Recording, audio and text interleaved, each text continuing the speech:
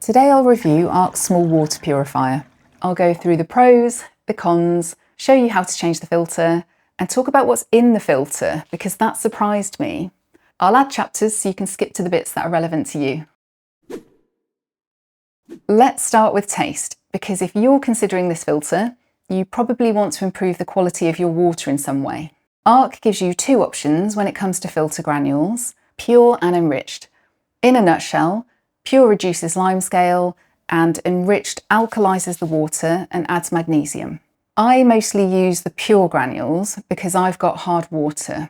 For me, fresh granules really change the taste of my water. They give it this clean, sharp, sort of bright taste, very similar to the Brita filter that I used to use. I also use the Enriched granules, and both Col and I agree that they don't change the taste of the water as much.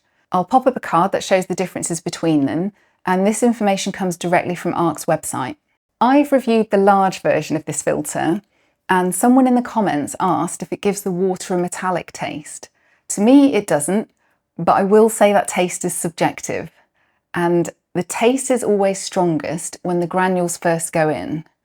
Then it subsides as more water gets filtered through the granules, and the filtering happens quite quickly, 3 to 5 minutes for 1 litre, according to Aarke. I'll show you the difference that the Pure granules make in my kettle.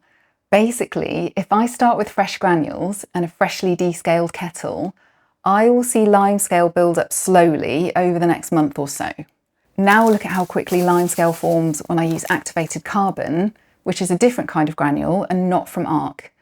These granules come from Fox, and in their defence, they are not designed to reduce limescale. This was an experiment I did, and within days I saw a build-up of limescale. I will talk more about the granules and activated carbon later on in the video. I haven't tried Aarke's Enriched granules in my kettle. The website says to use Pure to reduce limescale, so that is what I do. This is a good size for a smaller household. It really depends on how much you'll use it though. I'm in a household of 2 and we prefer the larger size. Aarke recommends that you store the purifier in the fridge, but it definitely won't fit in 2 hours. You're not throwing away a plastic cartridge every month, and that is really nice. The granules do go into the bin though, and they do contain plastic. You can't recycle them, unfortunately. This was really important to me, and I wouldn't have bought either filter if the jug wasn't replaceable. This is an expensive filter, and I want to know that if I drop it, I haven't lost £100 or so. Replacement jugs cost £24, same price as last year, and that is for the small and large. It is a beautiful water filter. I love the design. I actually prefer this one to the larger one. The handle is part of the jug and it looks really streamlined, but I totally understand why the larger one has a plastic handle, because it is heavy when it's full. The cartridge is exactly the same for both, but this smaller one is just a bit more minimalist. I prefer the lid too, but I still think the big one looks good. All the parts are dishwasher safe at 60 degrees C or 140 Fahrenheit. I don't put it into my dishwasher because I don't want the glass to go cloudy, and it is easy to hand wash. After about 18 months of using the big one, and it will be the same for the small one, I had to soak the hopper upside down in vinegar because limescale had built up. If you don't have hard water, you shouldn't need to do this. Something I missed in the instructions the first time around is that once a week you should put the filter cartridge in boiling water for 3 minutes with the granules in it, let it cool, then put it back into your purifier, fill it up, discard the water, and you're good to go. I have never done this, not once. Of course, Aarke says that you must use Aarke granules in an Aarke filter, but what is going to happen if you don't? To me, it is a pro that you can put anything in here, and I have tried other granules, which I'll cover later.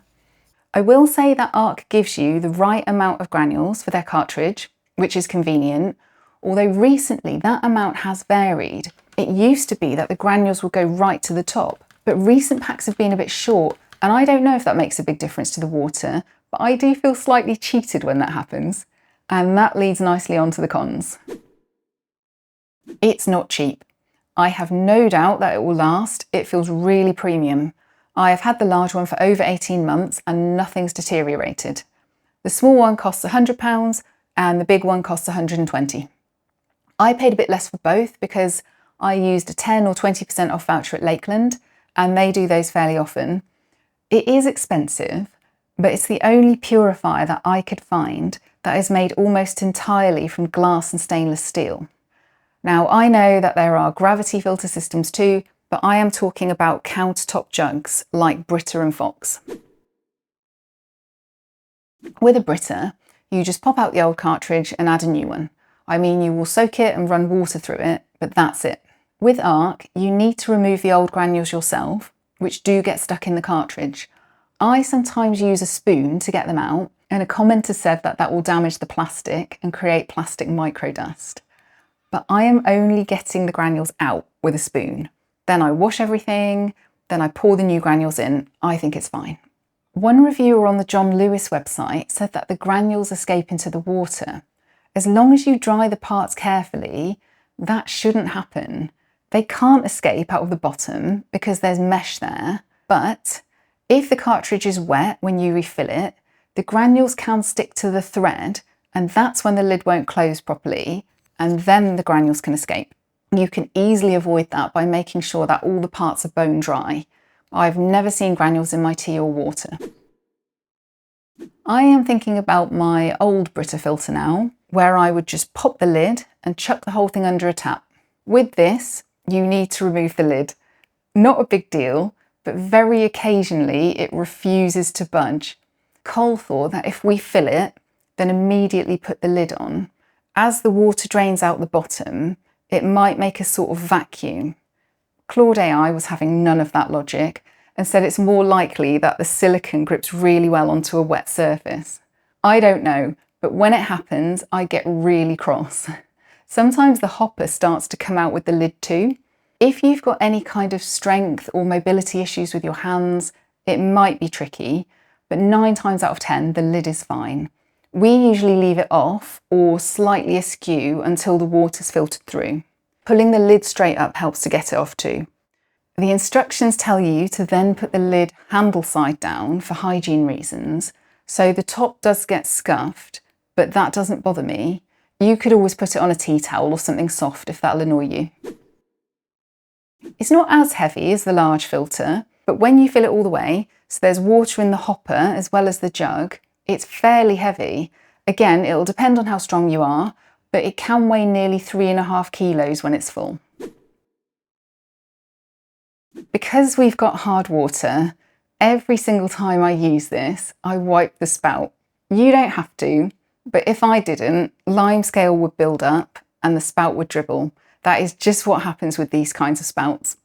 You could occasionally soak it upside down in vinegar, and that's what I did. But for me, wiping it every time is easier.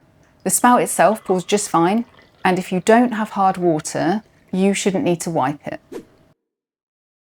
I mentioned this earlier, that we are supposed to boil the cartridge weekly, which makes this higher maintenance than a Brita filter. If you're concerned about hygiene, this could be a pro. The cartridge is made from stainless steel, so you can boil it, unlike a plastic Brita. It is entirely up to you, but I don't bother. Let's talk granules, because when I bought my first filter, I thought, look at this, the water doesn't come into contact with any plastic. Nope.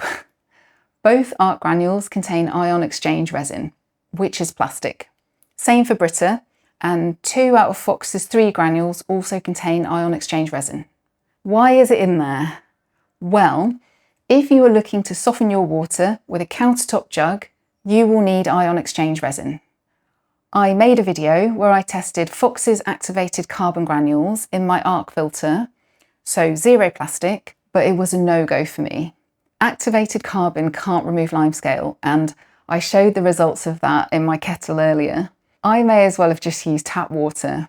I will link to that video in the description, because if you don't have hard water, activated carbon might work for you. We're trying to be mindful about plastic, but we decided to keep using the big Aarke filter for our coffee machine and kettle because they are expensive appliances and we want to take care of them. We sometimes use the little Aarke for drinking water, but we also drink tap water too. I just want to say, based on the comments that I've received, that this is a countertop water filter. It can only do so much.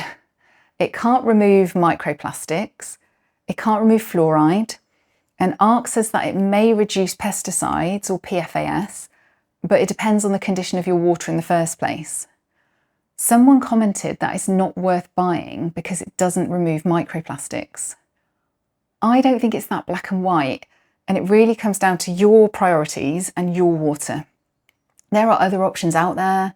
Someone mentioned EcoFiltro, which is plastic free and lovely looking, but I am not sure if it will help with hard water. Then you've got gravity filters and reverse osmosis systems, but for me, I just want a jug that sits on my countertop and saves my appliances some wear and tear. I think the Aarke filters are great, but water quality and microplastics are a really emotive topic. There isn't a single solution that will tick all the boxes for every person, but hopefully this review will help you to decide one way or another. And let me know if you've got any questions or if I missed anything. All right, I will show you how to change the filter now. I do have this as a separate 1-minute video too, so bookmark that if you want a quick guide to refer back to. Wash all the components, then tip the Aarke granules into the cartridge and screw the lid on tightly. Submerge the cartridge in water for 5 minutes, then discard the water. I save it for my houseplants. Put the cartridge into the hopper, then put the hopper into the jug, lining up the notches with the spout. Fill it to the top, then discard the water. Fill it again and the water is ready to use. Sometimes I'll run a second change of water through as I've got a lot of houseplants. Finally, set the dial in the lid and you're done. I'll pop the zero plastic video here and thank you for watching.